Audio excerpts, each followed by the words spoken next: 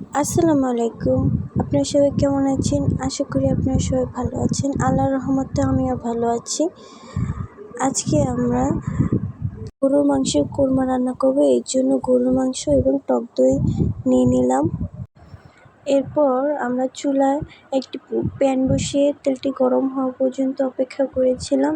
এরপর 2টো তেজপাতা এবং 2টো দারচিনি আর 3টে এলাচ ভালো করে নেড়েচেড়ে ভেজে নিব।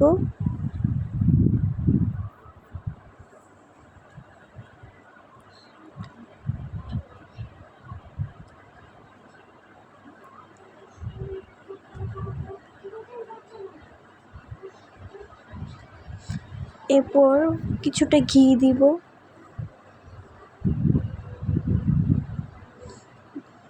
ঘি দিয়েও একটু ভালো করে নেড়েচেড়ে নেব। এরপরে পেঁয়াজ কুচি দিয়ে দিব। পেঁয়াজ কুচি দিয়েও আমরা ভালো করে নেড়েচেড়ে ভেজে নেব। এরপর হালকা ব্রাউন কালার হয়ে আসলে আমরা এখানে মরিচের গুঁড়া দিয়ে দিব। দিয়ে আবার ভালো করে নেড়েচেড়ে নেব।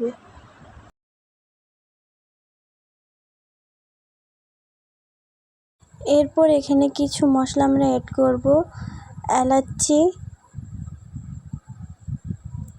দারচিনি এবং বড় এলাচ, জয়ফল এবং সাদা গোলমরিচ, জিরা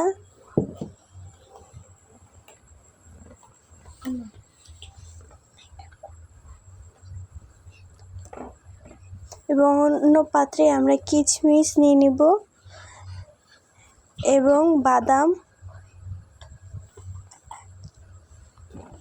আর 4-5টা কাঁচামরিচ, এগুলো আমরা ভালো করে বেটে এবং নিমেষ করে নেব। এরপর এখানে আদা রসুন বাটা দিব।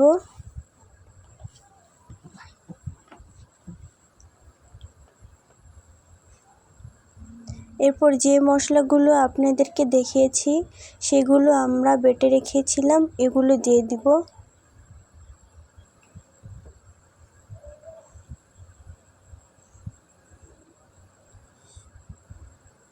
এবং ধনিয়া বাটা দিব।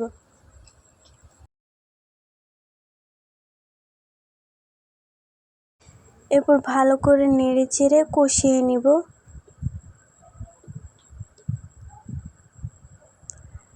এবং এখানে টক দই দিব।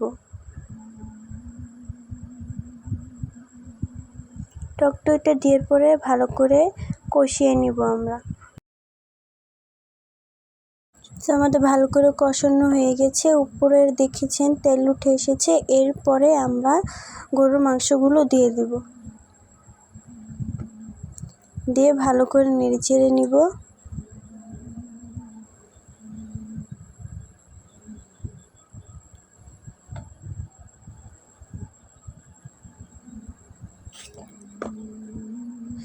এরপর কিছুক্ষণের জন্য আমরা ঢেকে কষিয়ে নিব।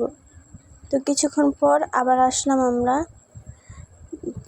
লবণ দিয়ে দিব স্বাদ মতন, দিয়ে আবার ভালো করে নেড়েচেড়ে নেব।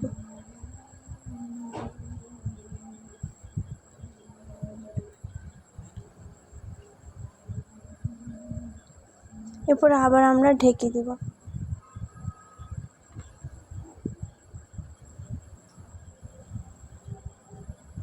কিছুক্ষণ পর আবার আসলাম। আমরা অফ ক্যামেরা 2বার নেড়ে দিয়েছিলাম। তো দেখতে পাচ্ছেন গরুর গোশত থেকে অনেকটা পানি ছেড়েছে। ভালো করে নেড়ে চেড়ে দিবেন যাতে লেগে না যায়।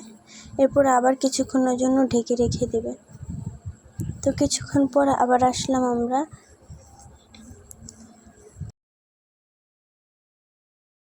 এবার ভালো করে নেড়ে চেড়ে আমরা এখানে দুধ দিয়ে দিব। এই রান্নাটাতে আমরা কোনো পানি ব্যবহার করিনি, দুধটাই ব্যবহার করেছি। আর মাংস থেকে যে পানিটা বের হয়েছে ওটা দিয়ে আমাদের এই গরুর কোরমাটা রান্না হয়ে গেছে। এরপর আবার কিছুক্ষণের জন্য ঢেকে দিয়েছিলাম আমরা। কিছুক্ষণ পর আবার ফিরে আসলাম আমরা। তো ভালো করে আবার নেড়ে চেড়ে নিব যাতে লেগে না যায়।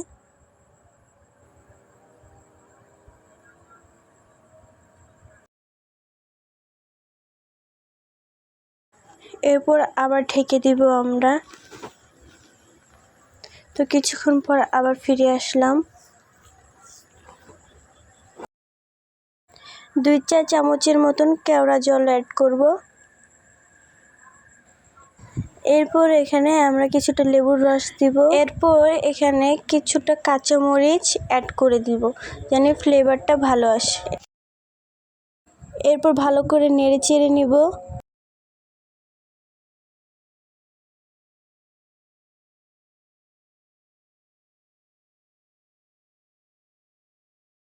এরপর এখানে কিছু পরিমাণ ঘি অ্যাড করব যাতে খেতে আরও সুস্বাদু এবং মজাদার হয়। এই গরুর মাংসের কোরমাটা যে কোনো জিনিস দিয়ে খেতে মজা লাগে, যেমন পোলাও, পরোটা, রুটি সব কিছু দিয়ে খেতে খুব ভালো লাগে। এরপরে আমরা কিছুক্ষণের জন্য ঢেকে রেখে দেব। কিছুক্ষণ পর আবার ফিরে আসলাম। তো দেখতেই পাচ্ছেন আমাদের গরুর কোরমাটা অলরেডি রেডি। তো পরিবেশন করে আপনাদেরকে দেখাচ্ছি। আপনারা সকলে কিন্তু ভেবে বাসায় বানিয়ে খেতে পারেন, খুব সুস্বাদু এবং ইয়ামি হয়েছে। এরপর এখানে আমরা কিছু পরিমাণ বেরেস্তা দিয়ে দিলাম। তো দেখতে পাচ্ছেন কতটা সুন্দর ইয়ামি দেখাচ্ছে। এরকম সকল রেসিপি পাওয়ার জন্য আমাদের চ্যানেলটাকে সাবস্ক্রাইব করে রাখবেন।